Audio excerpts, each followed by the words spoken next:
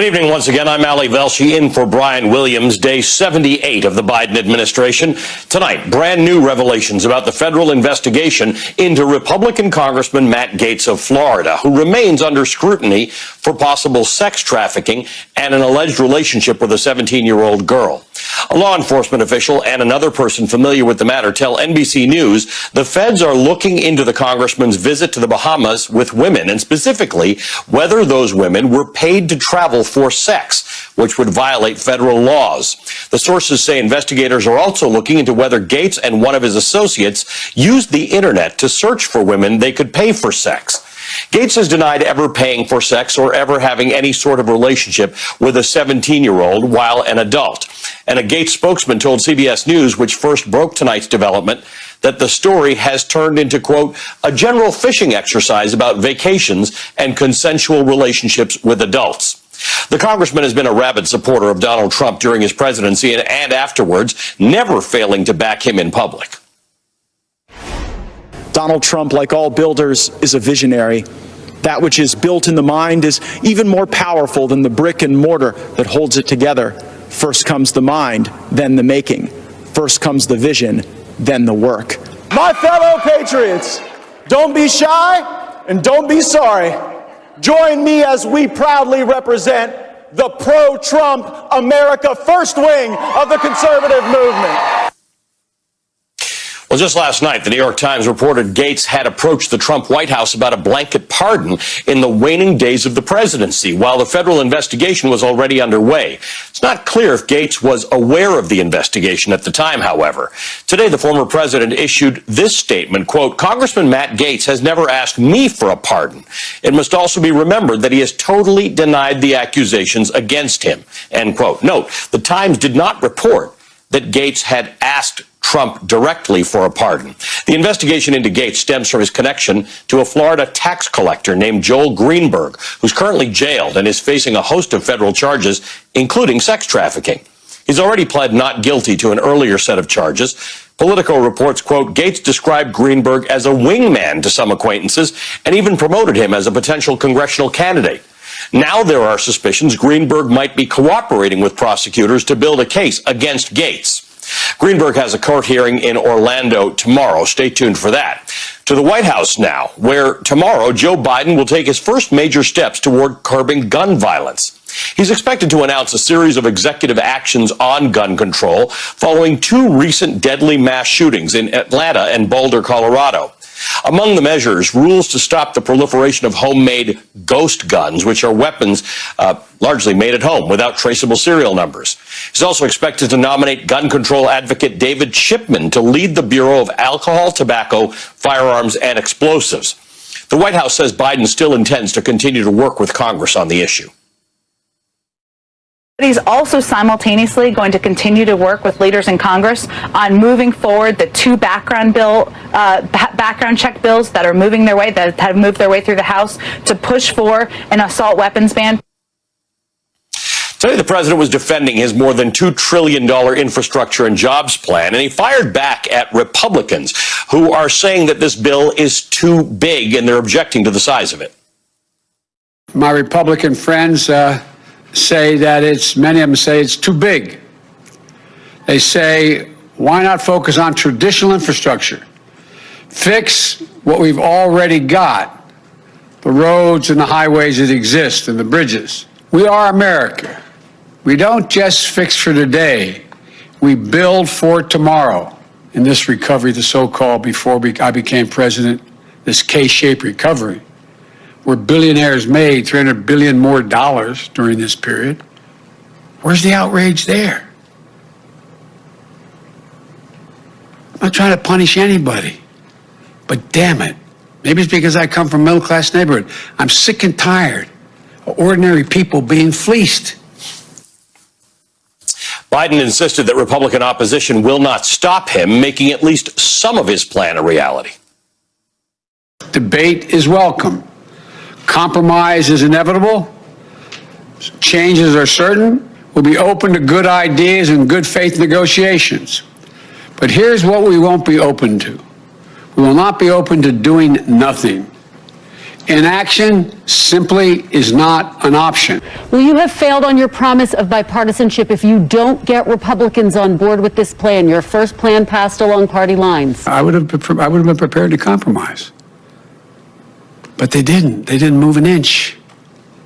Not an inch. The White House is also still grappling with the ongoing spread of the pandemic, even as the rate of vaccinations grows. Cases are continuing to rise across the nation. The number of confirmed cases today topped 31 million, and there have now been more than 562,000 deaths. 5 states, Michigan, Florida, Pennsylvania, New York, and New Jersey, represent about 44% of all new infections. And today, the CDC director warned that the UK variant is now the dominant strain of the virus inside the United States.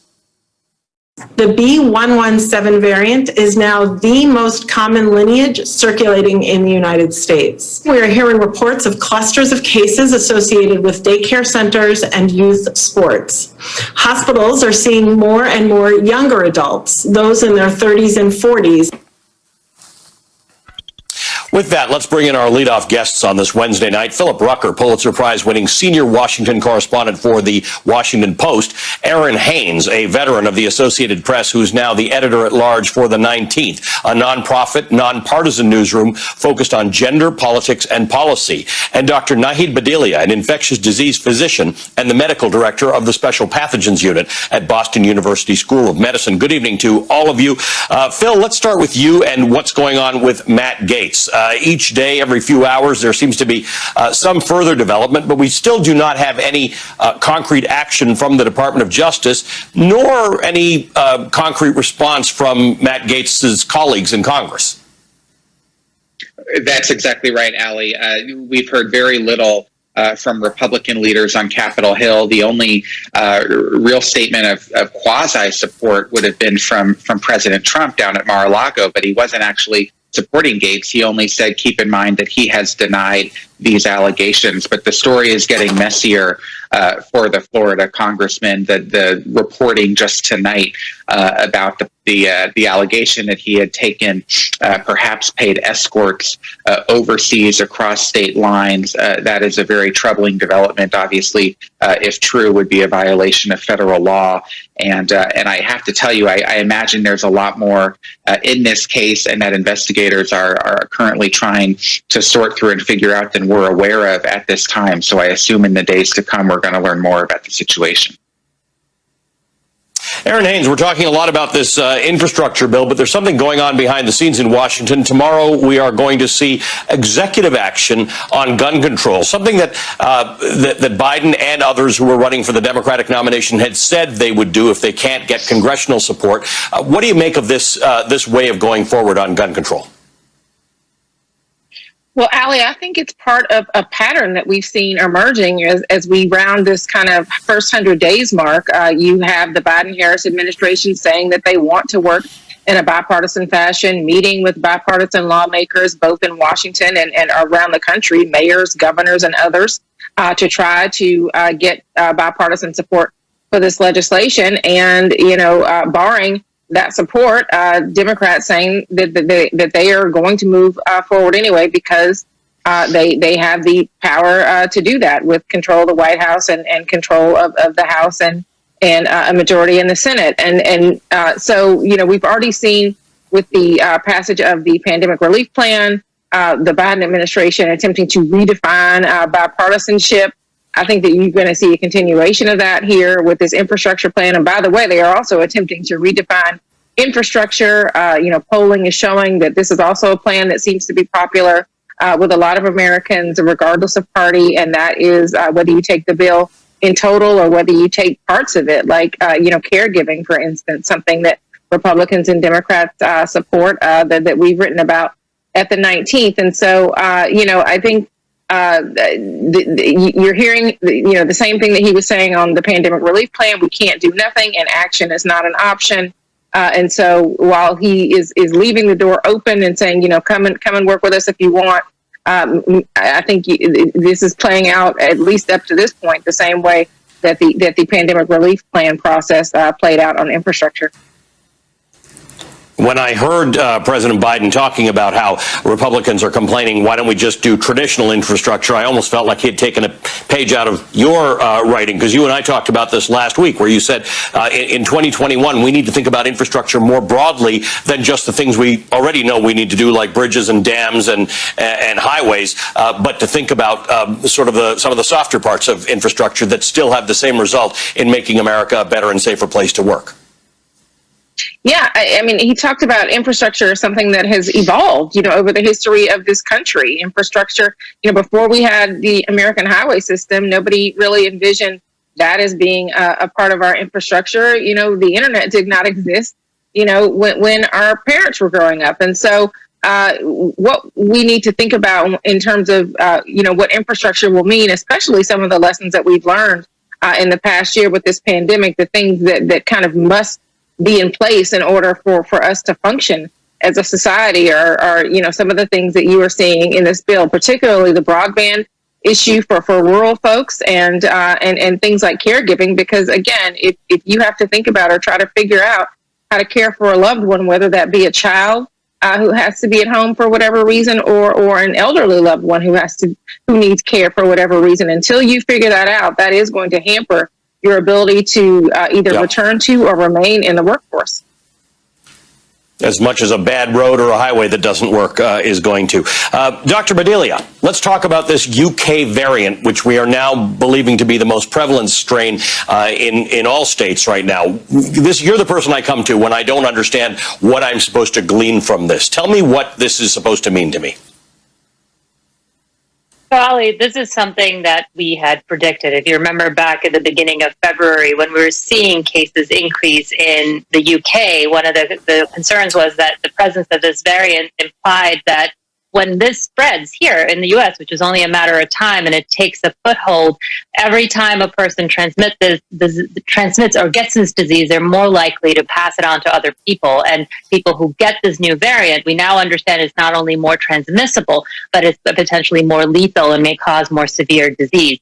And so what you're seeing here, which is exactly as predicted, is that because of the loosening of sort of the indoor capacity and dropping of the mask, the pandemic fatigue, as well as in some states, the bad luck of having this variant, the B117, be introduced in many ways and now becoming the variant that's now, just has an advantage, selective advantage over the other viral types. You're seeing increase in cases, and in states like Michigan, increase in hospitalization. The silver lining here, of course, is that we did not, when we were looking at this in February, we did not predict how incredibly revved up our vaccination rates are going to be. We still have a while to go, but that may have tempered some of that. But going forward, we truly have to balance the vaccinations and the decrease in community transmission. But at some point, I mean, Joe Biden said we're going to have, everybody will at least be qualified to get a vaccine by the middle of April. Doesn't mean everybody will get one. But ultimately, once everybody's vaccinated with one of the major vaccines that we've got out there right now, do the variants that we know of right now matter, or will these vaccines halt those?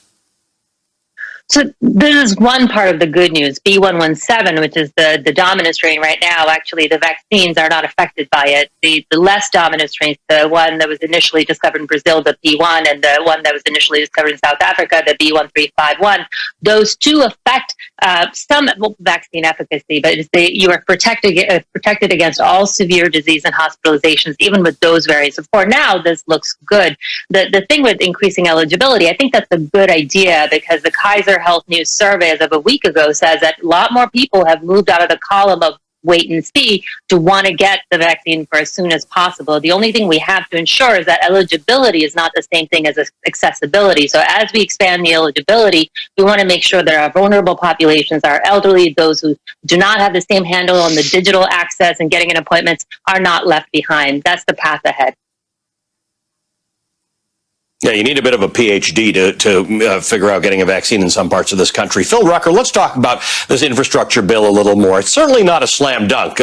You saw Kristen Welker asking the president whether he would go ahead with it, even without Republican support. But there aren't many votes to lose in the House or the Senate when it comes to going along with this very, very big bill. That's right, Ali. And when you look at the Senate, I mean, he can't afford to lose a single Democratic vote unless he's going to be picking up Republican votes to support this infrastructure bill. And so far, what we're hearing on Capitol Hill is a great deal of criticism from Republicans. And some Democrats, too, have taken issue with some elements of this bill.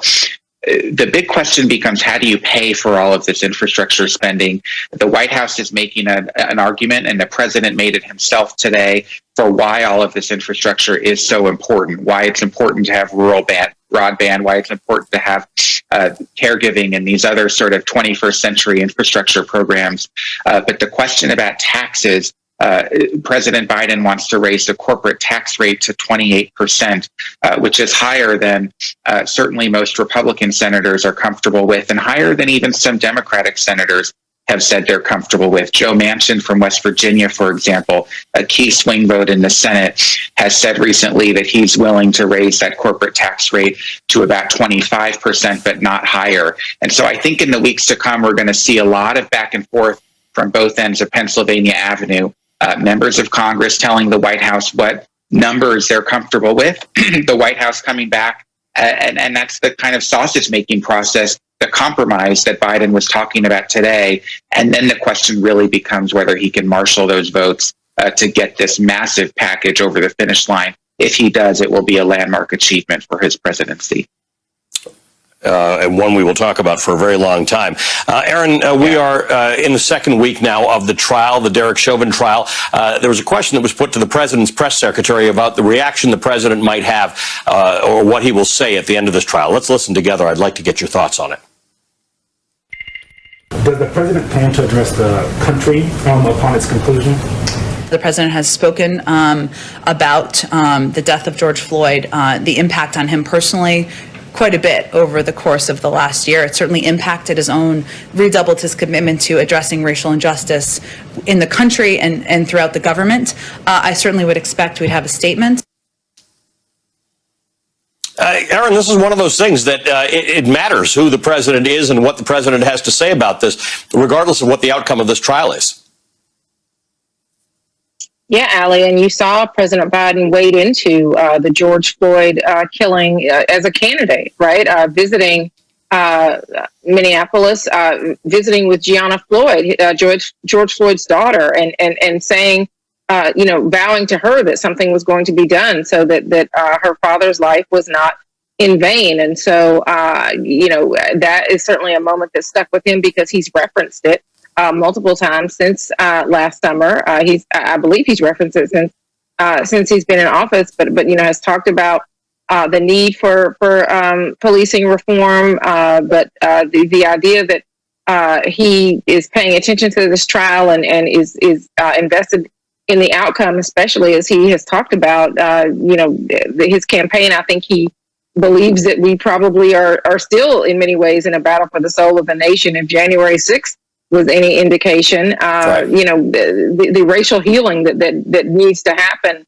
A lot of Americans see, whatever happens with this trial as a big part of that. Yeah, that is a good point. He launched his campaign for president talking about the battle for the soul of the nation. Thank you to the three of you for kicking us off tonight. Philip Rucker, Aaron Haynes, and Dr. Naheed Badilia. We appreciate your time. Coming up, should the shout... Whatever partisan divisions there are around other issues, there don't have to be around this one. The divisions of the moment shouldn't stop us from doing the right thing for the future. As the president pushes for unity on his infrastructure plan, Democrats and Republicans remain deeply divided on many issues. For example, tonight, Georgia is still facing plenty of pressure over new voting restrictions.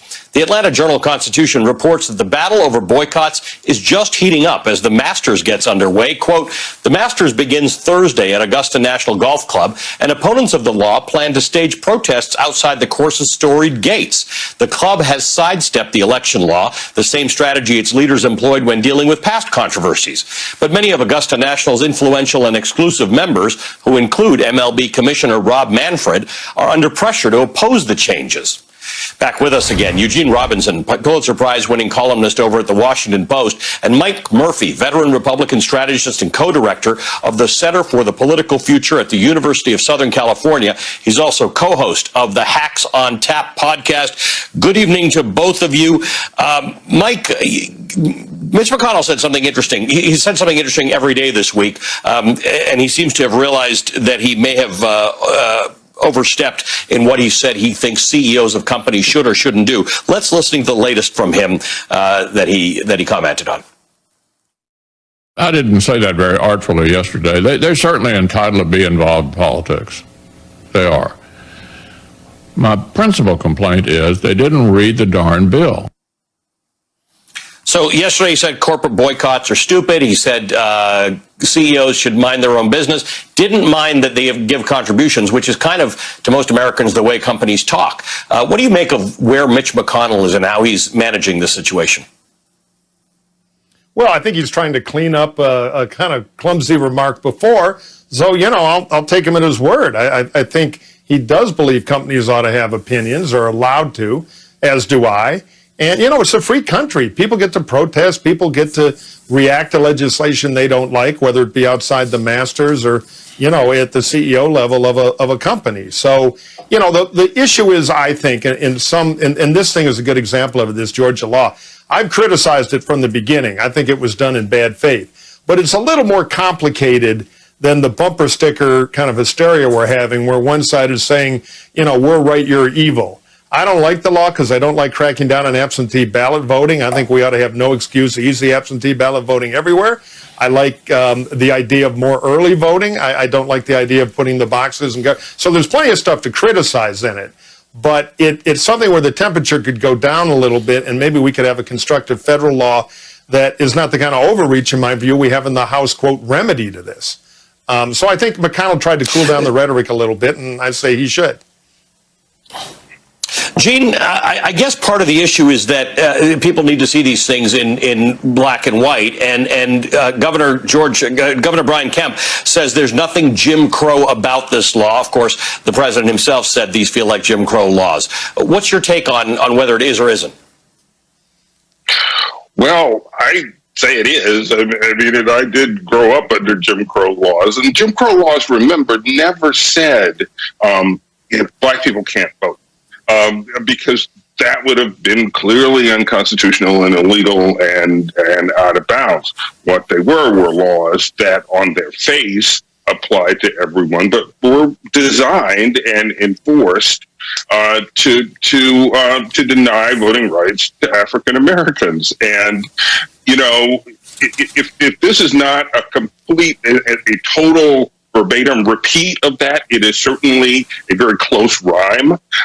It is because that is the purpose, in essence, of these new restrictions. And let's not forget that this new voter law is based on a lie. The whole thing stems from the big lie about voter fraud in the 2020 election that never, ever happened. Mike, let me ask you about Joe Manchin. He wrote an op-ed in the Washington Post today about we're now switching to talking about the filibuster. He said, I've said it before and I'll say it again to remove any shred of doubt. There's no circumstance in which I will vote to eliminate or weaken the filibuster. The time has come to end these political games and to usher in a new era of bipartisanship. What happens here with the filibuster? It's getting more discussion now than it has in quite a while. Well, there's going to be a lot of frustration. I mean, Manchin's always been a traditionalist on the filibuster. He opposed it on the judges stuff with Harry Reid and later with McConnell. So he's always been in the same position. I think you brought a little clarity to it. The problem with the filibuster is it is seen by partisans on both sides as kind of a magic key to get what we want. Depending on which side you're on, right now it would be the progressives saying, hey, we got 50 votes in the VP. We ought to be able to ram through all our stuff. Enough talking. Let's have some doing. Let's get rid of the filibuster. But the problem is that's kind of like leaving a laser sword around, because after you have a lot of fun with it, the other side gets it. They can have equal fun. So I think Manchin, who's clearly the second most powerful person in the country now in politics after Joe Biden, he's the key vote. He's made it pretty clear he's not the only Democratic senator with doubts. So the filibuster removal, I think, is more of a fighting topic for people who like to debate politics than a real possible outcome, at least in the short term, in the Senate. Now, maybe there'd be some misbehavior, a total blocking of everything, which I doubt, and maybe there'd be a rethink. But he drew quite a line in the sand now. I think people ought to believe him and take him at his word. But this is an interesting point you make, Mike, and then Eugene, this is what I put to you, because the last sentence in that sentence that I just read you from Joe Manchin said, it is time to end these political games and usher in a new era of bipartisanship. He doesn't seem to be talking about the moment in which we're living right now. Well, that's true. I think he'd like to see a throwback, and he thinks the filibuster might force it. We'll see. What do you think, Gene? Yeah. No, I mean, I don't see that bipartisanship. I don't see any willingness on the part of any Republicans to seriously engage with this administration on its agenda and try to kind of, meet in the middle. We haven't seen that. But the fact is, this is a 50-50 Senate with the vice president breaking the tie, and Joe Manchin is one of the 50 Democratic votes. And so, if Joe Manchin hypothetically, decided to cross the aisle literally and join the other party, Mitch McConnell will be back in charge of the Senate, and that's just a reality that Democrats have to live with. So, he's the only Democrat who can get elected to the Senate from West Virginia. And so they got to deal with Joe Manchin. And Joe Manchin right now is a definitive no on killing the filibuster, so the filibuster stays.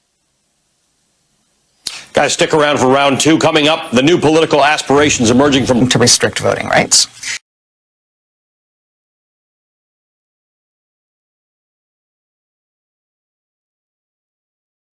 part, quote, Mo Brooks is pro-life, loves our military and our vets, will protect our Second Amendment, combat the Biden open borders agenda, is fighting for voter integrity like few others. Brooks is, of course, one of Trump's strongest supporters in Congress. Here's what we heard from the congressman on January 6th, just before the rioters stormed the Capitol. We are not going to let them continue to corrupt our elections and steal from us our God-given right to control our nation's destiny. Today is the day American patriots start taking down names and kicking ass. Alabama politics keeps us busy some days. Eugene Robinson and Mike Murphy are with us. Mike, your evaluation of Mo Brooks' run and Donald Trump's, the strength of Donald Trump's endorsement of him. Well, Brooks is a complete embarrassment to the Republican Party and to the great state of Alabama. You know, his thuggish demeanor and his involvement in January, it's evident, as your clip showed. It's no surprise Trump loves him. You know, Alabama's a Republican state, so if he can win the Republican primary to what ought to be the shame of Alabama, he has a good chance to be the next senator from there, and his clown show will be elevated, unfortunately. Eugene, we were just putting up this thing on the screen. I want to show my viewers again. Max Boot, writing in the Washington Post today, said Biden is governing from the new center, while Republicans are increasingly catering to the far right with shrill, divisive rhetoric and anti-democratic actions, such as bills to restrict voting. Under those circumstances, those of us on the center right can't afford a third-party flirtation. We need to become Biden Republicans. Evaluate Max's take on that, please.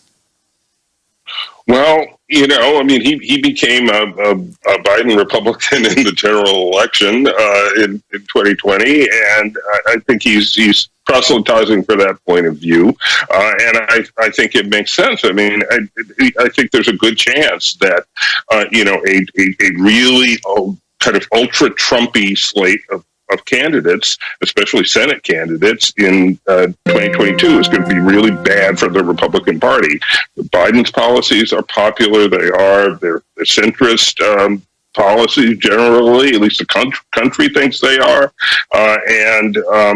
So Trump may be leading the Republican Party off a cliff, but we'll have to see. You know, it's a resilient institution, and there are states that have the habit of voting Republican, and this isn't going to be an easy thing for Democrats. But Trump is helping them, I think.